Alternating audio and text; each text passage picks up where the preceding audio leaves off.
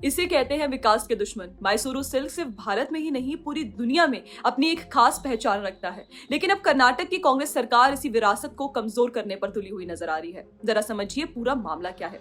तो दरअसल Karnataka silk industries corporation यानी KSIC की टी नारासिपुरा लोकेटेड यान फैक्ट्री हाई क्वालिटी सिल्क यान बनाती है। यही यान मैसूरू और नजदीकी चन्नापटना भेजा जाता है, जिससे दुनिया भर में मशहूर मैसूरू सिल्क साड़ीज तैयार होती है। ये फैक्ट्री सिर्फ एक इंडस्ट्रियल यूनिट नहीं बल्कि एक हिस्टोरिकल लेगेसी भी है। इसकी स्थापना 1912 में नलवड़ी कृष्णराजा वड़ियार ने की थी। तब से लेकर आज तक ये superior quality silk yarn produce कर रही है और मैसूरू सिल्क की ग्लोबल रेप्यूटेशन का फाउंडेशन बनी हुई है। लेकिन अब राज्य सरकार इसी फैक्ट्री के 5 एकड़ लैंड पर स्टेडियम बनाना चाहती है। ये लैंड हाल ही में state department of youth empowerment and sports को ट्रांसफर कर दिया गया है स्टेडियम प्रोजेक्ट के लिए। इस लैंड के चले जाने से यान यूनिट का काम सीधा प्रभावित होगा। रोजाना लगभग 5 टन कोल इसी लैंड के थ्रू यान यूनिट तक पहुंचाया जाता है। स्टेडियम बनाने के बाद ये सप्लाई रूट बंद हो जाएगा। और सिर्फ इतना ही नहीं, कावेरी नदी का पानी लाने के लिए जो पाइपलाइन इसी जमीन से गुजरती है वो भी डिस्टर्ब हो जाएगी। मतलब प्रोडक्शन प्रोसेस पर डायरेक्ट असर पड़ेगा।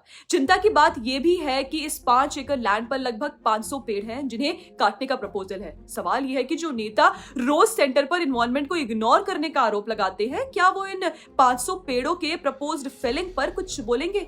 यान यूनिट के एम्प्लॉयज इस फैसले के खिलाफ आंदोलन कर रहे हैं, लेकिन राज्य की कांग्रेस सरकार पर इसका कोई असर नजर नहीं आ रहा। ये वही कांग्रेस है जो अक्सर कहती है कि हमने देश को ये दिया वो दिया, लेकिन ये कब बताएगी कि क्या क्या बर्बाद किया। जब टी नारासिपुरा सिल्क यार्न फैक्ट्री मुनाफे में चल रही है तो उसे डिस्टर्ब करने की जरूरत ही क्या है? शायद इस सवाल का जवाब राहुल गांधी दे पाए।